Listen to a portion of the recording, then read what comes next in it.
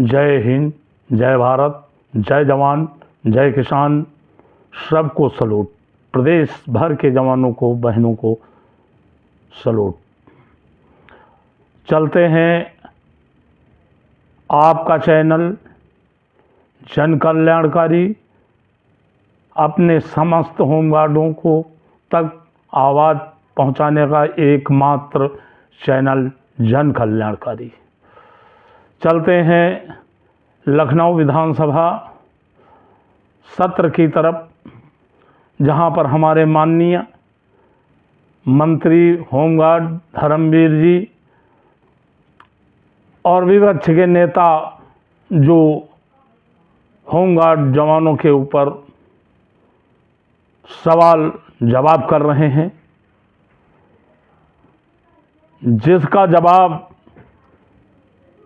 सही रूप से माननीय मंत्री गोलमोल करके दे रहे हैं, तोड़ मरोड़ करके दे रहे हैं। बड़ा अफसोस हो रहा है।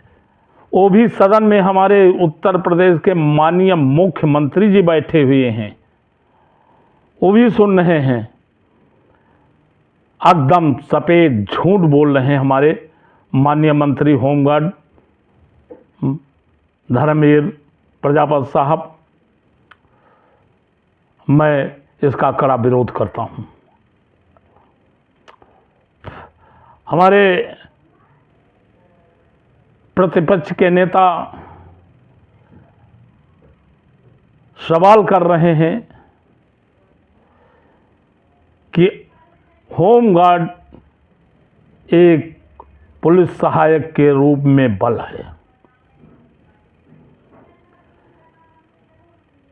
चाहे वो सुरक्षा व्यवस्था का हो, चाहे यातायात का हो, चाहे अन्य विभागों में सुरक्षा व्यवस्था का हो, चाहे महामारी हो,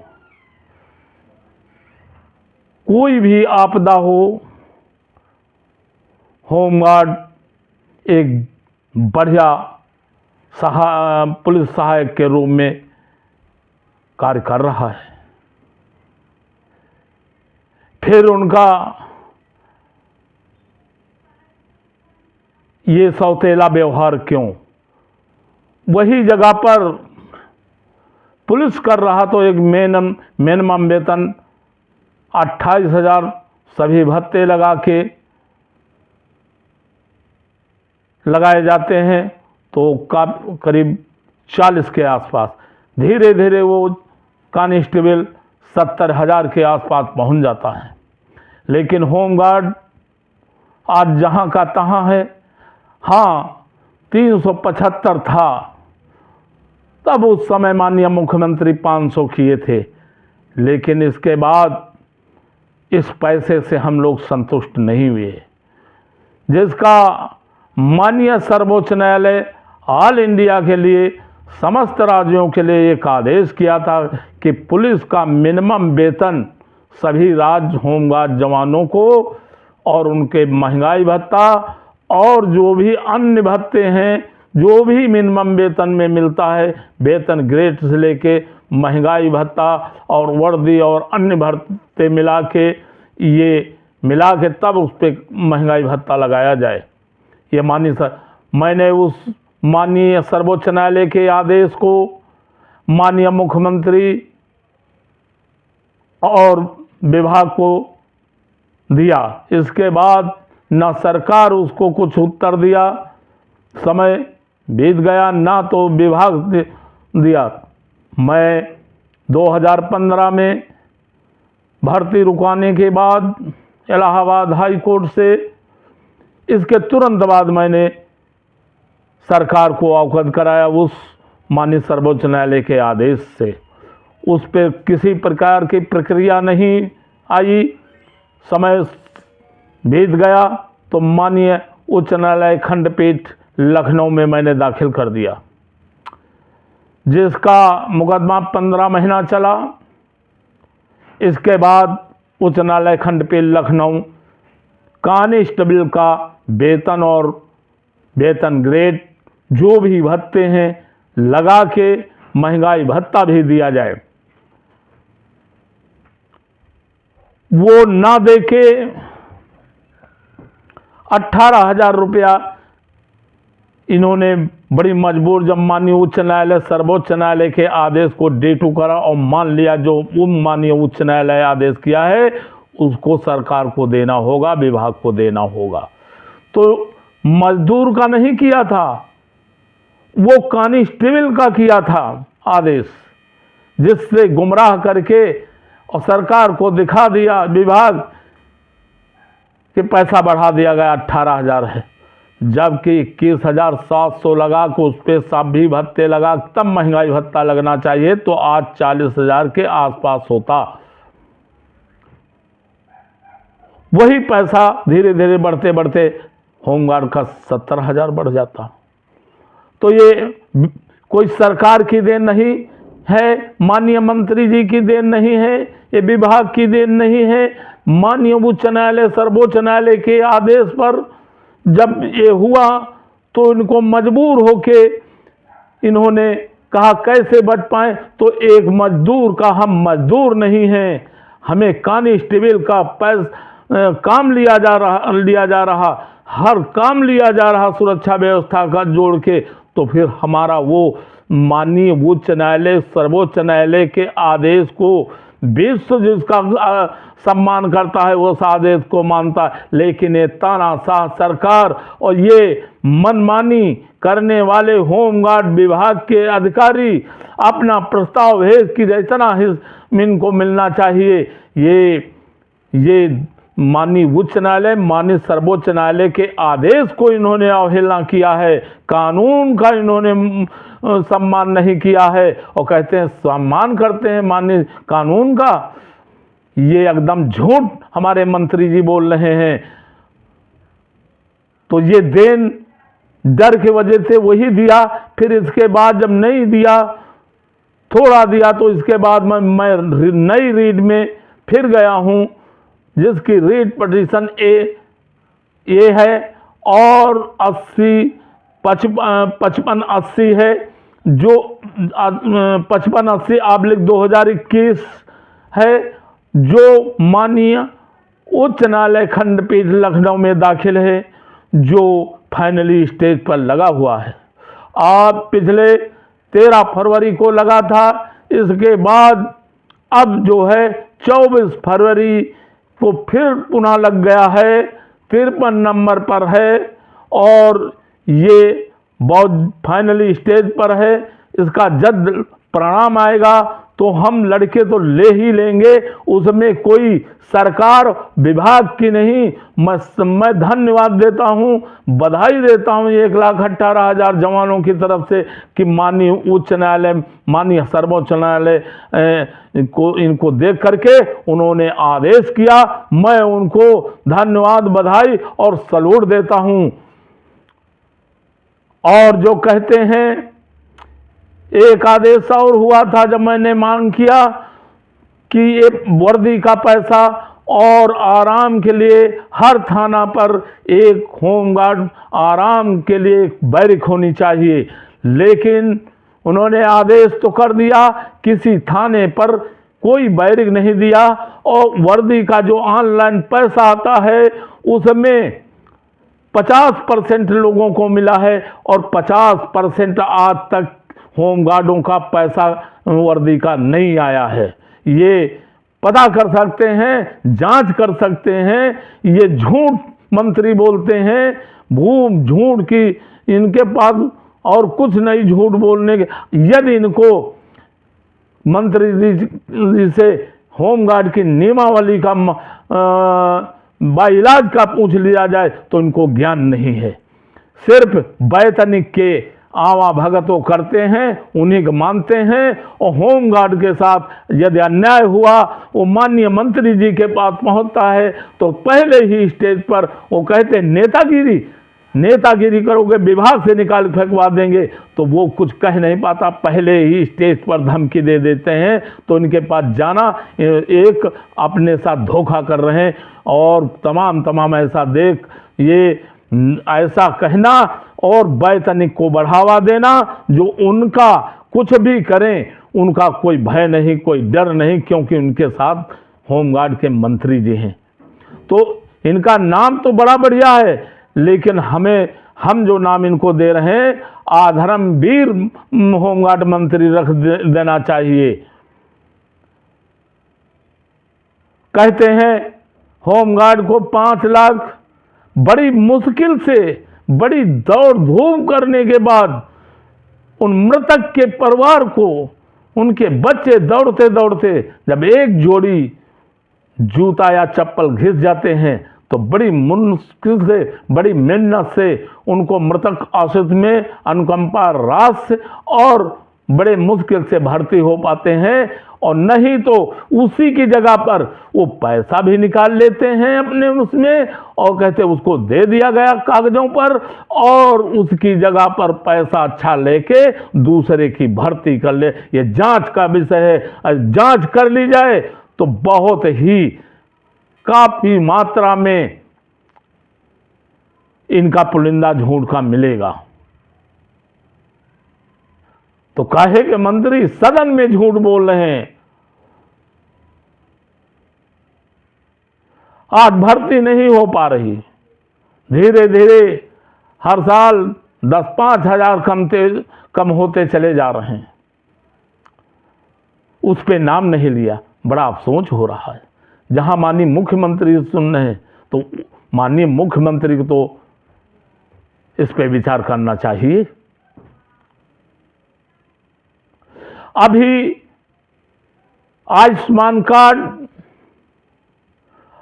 और ईपीएफ का आदेश प्रमुख सचिव मीणा साहब शासनादेश जारी किया, जो वो ठंडे वस्त्र उनको तत्काल ट्रांसफर करके, जो ईमानदार थे उनको तत्काल ट्रांसफर करवा आज उसको ठंडे बस्ता में डाल दिया। जबकि आयुष्मान कार्ड के लिए पूरा हिंदुस्तान पा रहा, तो होमगार्ड का फिर क्यों नहीं किया जा रहा? ईपीएफ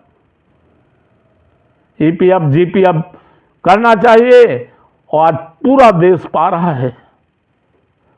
तो होमगार्ड पूरा काम लिया जा रहा, तो फिर इनका हक अधिकार कहां से छीना जा रहा? ये सौतेला व्यवहार क्यों? आज हमें मजदूर और उधर वर्दी पहना हमसे पुलिस का कार्य लिया जा रहा, तो फिर हमारा अधिकार हक कहां गया? आज पुलिस कांस्टेबल मरता, उसका हताहत होता है तो उसको 50-60 लाख रुपया मिलता है, लेकिन होमगार्ड को यदि वो एक्सीडेंट होता है तो उसको 30 से 40 लाख मिलता है। बाकी ऐसे अगर किसी का उनका दुर्घटनाग्रस्त से मौत होती है तो 5 लाख से ज़्यादा नहीं दिया जाता। ये सब एकदम झूठ नहीं है मंत्री जी का? वहां सदन में बोलते शर्म नहीं लगती है?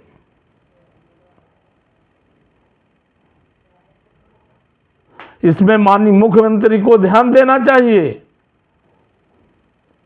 होमगार्ड को ऐसा लग रहा है कि हिंदुस्तान के नागरिक नहीं हैं, इनका कोई हक अधिकार नहीं है। आज तक और तो और छोड़ो, कई शासनादेश निकले कि इनका नियमावली बना के इनको कुछ ना कुछ इनका नियमावली नहीं बनाई जाए, इनको पावर दिया जाए। आज हमको एक अंबर बेल होती है जो पेड़ों पर होती है पीले रंग की, वो उसके ना जड़ है ना कुछ है, बगैर जड़ के है। ऐसे होमगार्ड भी है। तो अभी मैं लड़ाई लड़ रहा हूं, अभी 9-10 हजार की बढ़ोतरी होगी। मैं उत्तर प्रदेश के समस्त जवानों को आश्वस्त कर रहा हूं, और अभी एरियर एक अच्छा आपको मैं दिलाऊंगा। आपको आने वाला ये पूरा प्रदेश हमारा और होमगार्ड जवान तैयार है। तो मैं अभी ऐसा डालूंगा जहां से सरकार सख्ते में आ जाएगी, इनको वो तय करना ही पड़ेगा। ऐसे नहीं इनको और इसके बाद तय करने के बाद मैं राज कर्मचारी का दर्जा दिलाने का काम करूंगा।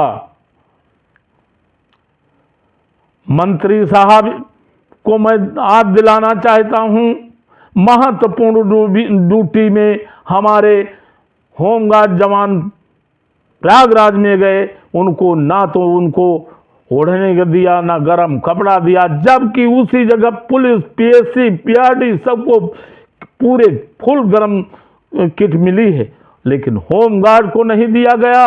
वो भी कनात तंबू लगा दिया गया, लेकिन उस पे कोई कंबल या कोई नीचे, वो भी चारपाई डलाई गई तो दलदल में डला दी गई, नीचे पैर रखो तो पैर भीग जाता था, तो उनको सीधा सीधा मौत के मुंह में झुकवा दिया। और प्रमुख सचिव हमारे मीणा साहब आदेश किया था कि 50 साल के ऊपर से जवान मेले में ना भेजा जाए, वो नीचे के भेजे जाए 50, वो भी मेडिकल करा कर अगर उनकी बॉडी सही है तो उनको भेजा जाए चिन्हित करके, जो सही रूप से वहाँ सेवा दे सके, अच्छी ड्यूटी कर सके।